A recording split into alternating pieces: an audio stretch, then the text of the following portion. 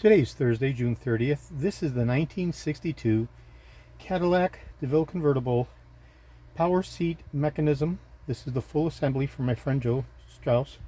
And this is the third video out of a 3-video set showing the fully assembled embodiment connected under power, where I'm going to be doing a functional validation test.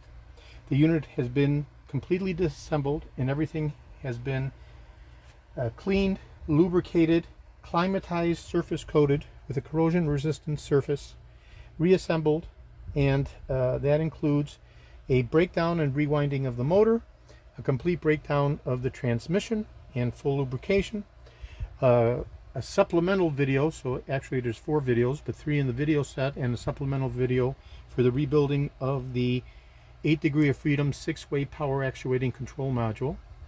Okay, and all of the units have been climatized with this platinum colored corrosion resistant surface treatment. So these units were probably the worst conditioned systems I've ever seen. The way they came in, fully corroded, totally seized. The plastic slide guides were actually completely melted. Very, very disconcerting situation. This is an example of what the slide guides looked like that were removed from the unit. Okay, so because we're dealing with such a tremendous amount of force, which is propagated through the system by 3 different gearboxes, and unlike the latter years, mid-60s through late 70s, where we have riser towers in the front and back in order to facilitate the unified lifting and lowering and the tilting action up and down in the front, up and down in the back. As opposed to riser towers, we have these inverted compression springs which provide a tortuous interference against each other in order to have a unified lifting, or compression and extension when you're doing a lateral tilt. So this is a very interesting, highly complex, very power demanding and sophisticated system that was probably overly complex for the day. And the latter generation unit had merely the gearbox for the linear actuation and worm gear driven riser towers front and back. So in 1962 what we have is this dual inverted compression system to facilitate the actuation of the articulating tilt and the unified lift and lowering through the forcible interference between these 2 compression springs, whereby you have compression and extension and the inverse of that in order to facilitate that kinematic motion. The other thing that 1962 all the way through other years such as 64 has is they have the power controller module, which comprises the joystick that provides the unified up and down and the forward lateral traversing motion, up down tilt in the front, up down tilt in the rear. And this is actually, for the engineers out there in the audience, 8 degrees of freedom, but General Motors refers to it as a 6-way power seat. So this particular controller, which is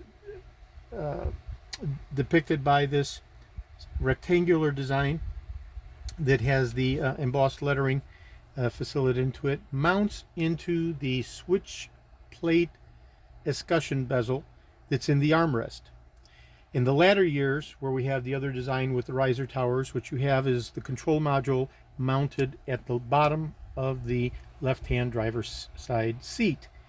So in 1962, in this particular year, what we have is an assembly of 2 cables, one of which connects here to the transmission and to the motor and to the power relay, which is down here.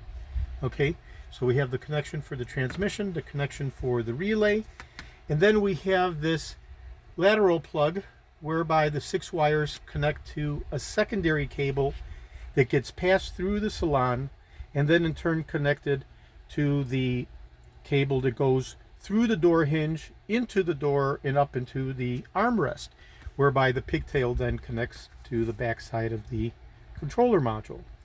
So my friend Joe didn't want to extract all those cables, so what I've done is I've used a latter year wiring harness to connect in order to facilitate this demonstration. But Therefore, for purposes of disclosure, the only thing that we're not testing for the final installed configuration into a 1962 Cadillac is the complete actual wire harness that gets routed and negotiated through the door hinge, visible through the boot when you open up the door, gets routed inside the door and comes up into the armrest into what's called the switch plate escutcheon bezel, which is where the controller mounts. Okay, so that part is excluded from this test because that was never removed from the car, nor was it sent to me. Whereas everything else has been completely restored all the way down to the final screw. And now we're going to be doing the functional validation test under power, where we're testing the entire unified system with an alternate wiring harness, okay, that bypasses the original wire harness that goes into the door, and we're using the wire harness that typically just connects to the bottom of the lower side of the driver's seat. Okay, having said all that, let's go ahead and do the test. So the first thing we're going to do is we're going to test the linear actuation, front and back. Okay, obviously the units are not bolted down to the floor of the car, so we're going to get some sliding. But the testing is showing very well the movement. Okay, now we're doing the unified lowering, the unified raising, unified lowering, tilt forward, tilt down, tilt back, tilt down, unified down, unified up. Okay, we'll take a look over here at the same time on this side. Up,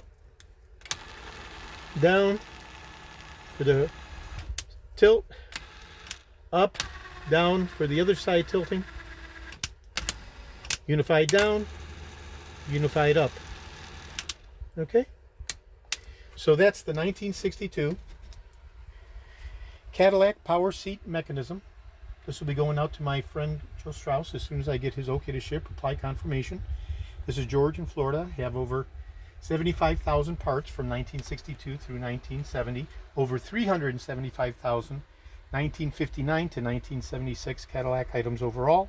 I'm best known for my restoration of the Cadillac steering wheels, the tilt and telescopic steering columns, the power seat mechanisms such as these, the instrument clusters, power door locks, and other critical hard-to-source original vintage Cadillac items. Today is Thursday, June 30th. This is George in Florida. Thank you very kindly.